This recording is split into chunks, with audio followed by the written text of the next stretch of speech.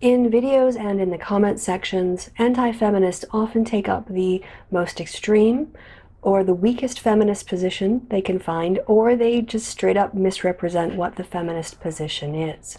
Instead, why not take up the strongest, most robust feminist argument you can find and really challenge yourself? Are there any? Why don't you give some examples? If you are arguing that we should oppose moderate feminists with whom we agree, fuck off half of it. I'm not going to call myself a feminist just because I agree with one idea that one feminist has. And we should focus on the issues that are most threatening and get the most traction. I am deeply concerned with male addiction rates, suicide rates, and abuse rates, because I have worked with these issues in the quote-unquote real world. The only reason to put quotes around the real world, unless you are referring to the phrase like I am now, is if you are not actually talking about the real world. Would you be willing as anti-feminists to put aside your differences with feminists for the greater good of addressing these issues, especially as the kind of solutions needed are not necessarily gendered? And if so, I would actually like you to let me know, because I'm not fucking around or presenting any gotchas here. I actually really think that we could get something done if we work together. So, yeah. Virtuously.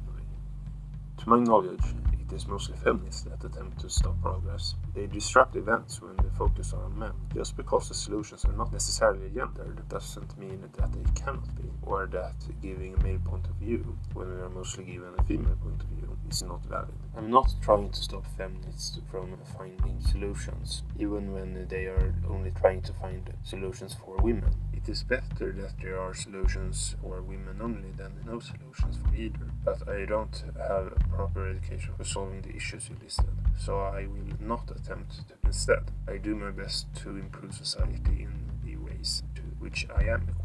But it's kind of ironic to ask this in a video featuring SJWs. You are aware that so many of you preemptively block people with opposing views. Blocked.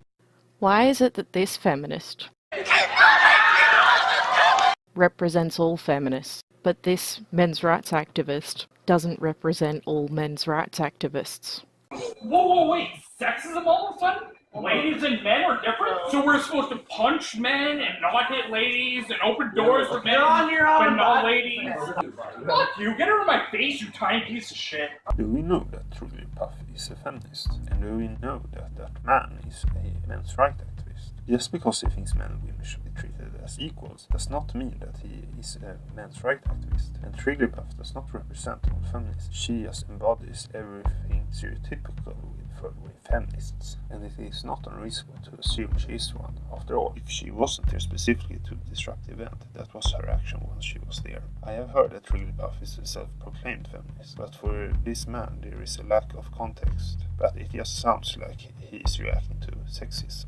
Why am I continually asked to answer for the views of feminists if I agree with feminism's overall aims, but don't agree much with those particular feminists? Does that mean that I can ask you to answer for anybody who labels themselves similarly to you, even if you don't agree much?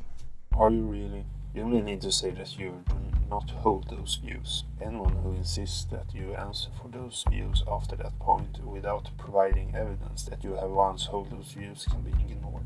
If SJWs are bad... SJWs, like Super Jews, like Skeptor, the most superb Super Jew and best YouTuber I know. If you're not already subscribed to him, go subscribe to him and go to his Patreon and give you money to a greedy Jew. Bad because they spend too much time whining and don't talk about real problems, then why aren't you talking about those problems instead of just whining about the other people over and over and over for literally years? I mean, in the scale of priorities, that's like even lower, right? You know, you've got the real problems, you've got the things that feminists worry about, and then you've got you going, oh, how dare they? Just, how dare they have different priorities from me? Why can't they do what I do? Whine about whining forever for a living.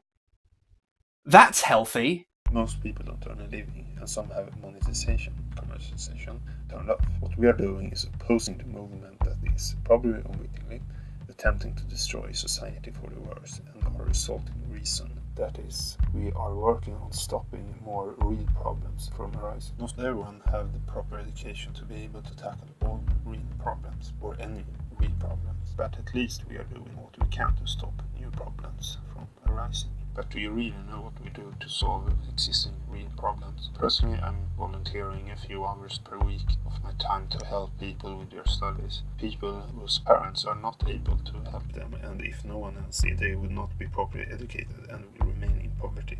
Why don't you seem as concerned with actual feminist theory in academia as you are with wrecking people for views? Feminist academia is unbelievably transparent, so we don't have to put as large focus on them. As for wrecking, it is a way of combining awareness raising with entertainment. It is important that this is done sometimes so people do not become depressed, blocked. You do understand that reading the title of a book or an article or watching the first 15 seconds of a video is not going to give you a deep, nuanced understanding of what that book or article or video is about, right? That being said, how can you expect to understand or critique feminist sources if you don't even attempt to understand what they're trying to say? Projection. Why is trying and failing to debunk a study into sexual assault the #1 priority for a rational thinker now?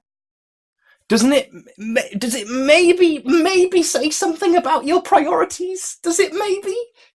Nah, it's fine, it's the feminazis, we have to stop them. They're taking away our video games. Yeah, we appear it as failing a failed Column. The debunking is often pretty rock solid, and sometimes you just use resources that explicitly say that your interpretation is a non sequitur. It's not our #1 priority, but opposing regression and assault on logic. But debunking bullshit and fear-mongering is important. People should not live in irrational fear, and if you are blowing the problem out of proportion, some people will not think it is a problem. Furthermore, if you make it look like it is a gendered issue, collectivists will ignore the gender they are tricked into believing are almost unaffected. Look, Anita, I'm sorry, but I can't actually destroy video games. That doesn't make any sense. No, it doesn't make any sense.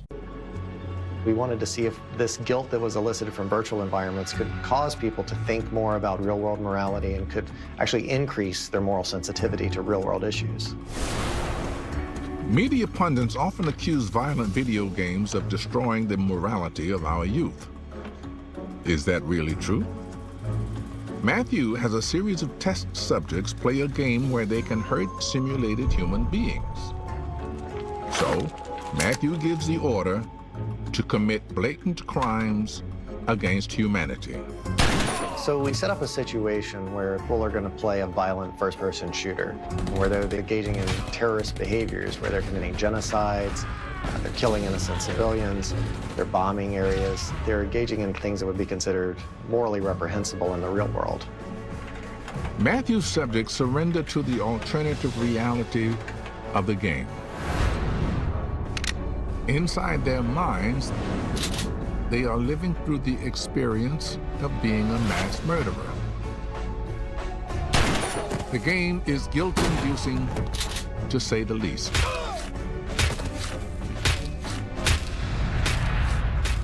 So we also had a control group because we wanted to see and distinguish video game-induced guilt from real-world guilt. So we had individuals remember a situation in which they felt particularly guilty. Writing this out is emotionally taxing.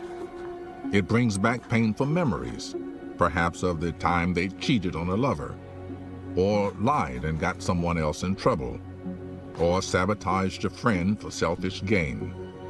In every case, real people were really hurt. Matthew compared this group to the murder simulator group. So our findings showed that the individuals recalling a real-world guilty experience actually felt more guilt. But that guilt elicited by video game was positively associated with increased moral sensitivity. Committing virtual mass murder gave his subjects a stronger sense of morality. It's a surprising result, but Matthew thinks he knows why it's the case. The players violated their own personal sense of fairness. They cannot right the wrongs they have committed, so they atone with a subconscious desire to be a better person. I think that's the real power of video games. You can think of them as kind of moral sandboxes, as areas where we can explore different aspects of morality, or even take viewpoints that are opposed to our very core of morality.